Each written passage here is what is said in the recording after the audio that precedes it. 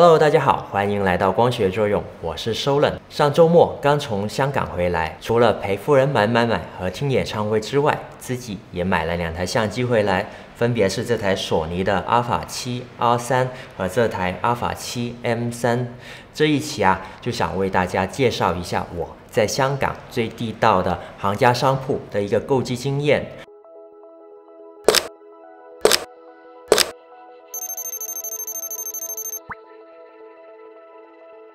我会为大家先说我的购机经历，然后再为大家开箱。其实我已经有一台 Alpha 7 M3 的相机了，就是现在在录制的这一台。另外呢，我也有一台 R2。由于R2 相机的运算能力有些慢，另外在录视频的时候总是有些对焦的犹豫，所以我这次买了这台 R3 的相机做升级。另外这台 M3 是同事托我买的。当然，他也被我安利了一番 M3 如何的完美。当然，除了屏幕。以上背景说完，在购机之前，当然要做比价。我通过广州圣贤的实体店、京东、淘宝说了个遍，得到的最低价是 R3 的话是15500的价格，和 M3 是12500的价格。恰巧即将我也要去香港看演唱会，所以我也上了香港比价网。去查一下香港的价格如何，大家可以看我这个在价格网上的截图。R3 折合人民币大概是14800的样子 ，M3 折合人民币大概是10700的样子。对比之下，香港的价格真心吸引。当然啦，对这个价格我也是半信半疑，因为上段时间我也去过香港，也问过例如香港苏宁这样的店。比价后发现和中国大陆也差不了多少，所以我也在价格网上记录了排名第1、2、3的商家的地址，去香港一探究竟。去了香港，经过几番的周转终于找到了这个荷里活商业中心的大厦，找到了在 Price 网上排名第1的这位商铺。去到一问价格，R3 16790， M3 12110。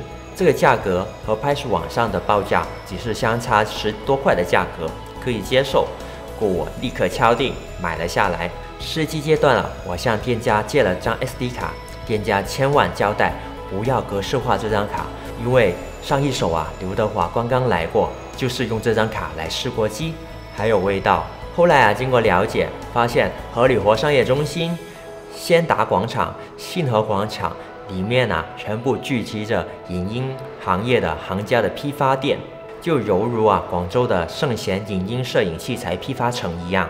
另外有个经验之谈分享给大家，就是这里的商家都是薄利多销的行家店，所以消费者要用信用卡支付的要收2%的服务费，若是要支付宝支付的要收1.2%的服务费。所以很多老香港人都是一大坨的现金过来交易的。一路上我们也路过例如百老汇中原丰泽等老牌的街边的综合性的电器的商铺，我们一问价钱，大概上浮2至3千元，价格很感人。当然他们送的礼品也会相对多一些，但是就是价格不实在购机过程的分享我们终于说完了，我们终于可以开箱的环节。其实这2个箱很多 UP 主以前也有做过，但是难得有这样的机会，我可以2个箱对比着跟大家说说它们的标配各自有什么不同。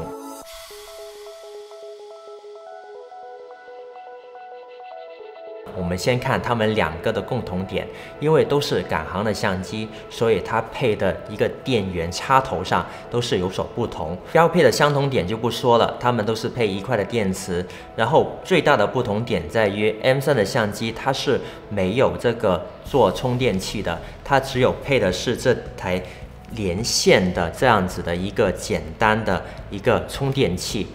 这台 R3 的相机就有配这个标准的座充电器，感觉做工还是非常之棒的。另外这台 R3 的相机标配还新加了一样东西，就是这个线夹器，也叫做线的固定器。这个线固定器就是放在相机的侧面固定线缆，而避免摄影师通过移动机位走动而让它的线头有所脱落。非常好的一个附件，然后是标配的。还有一点，R3新增的一个标配就是这一条 Type-C 的线，但是这一条 Type-C 的线实在是太短了，可能也就是30到40米的样子吧，可能也不一定有多大的作用，但是送的总是好的。而在端口唯一不同点在于 R3拥有一个 PC 端子，这是 M3所没有的。其实这个 PC 端子现在来说已经用处很少了，就是连线来引闪闪光灯的一个作用。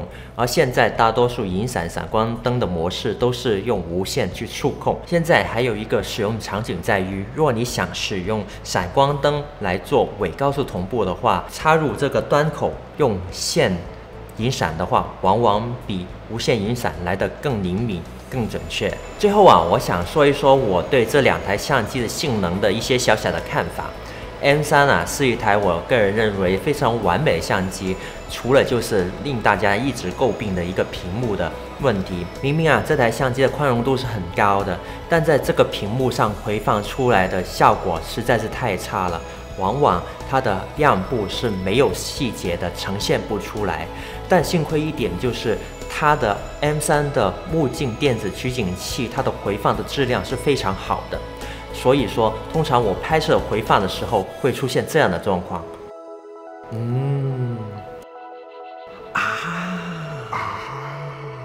说到这次我新升级的这台 R3的相机，它在视频的录制能力上是和 M3一样的出众的，但是由于它的像素是比 M3的高，所以它在高 ISO 的情况下，往往不及 M3这样的纯净。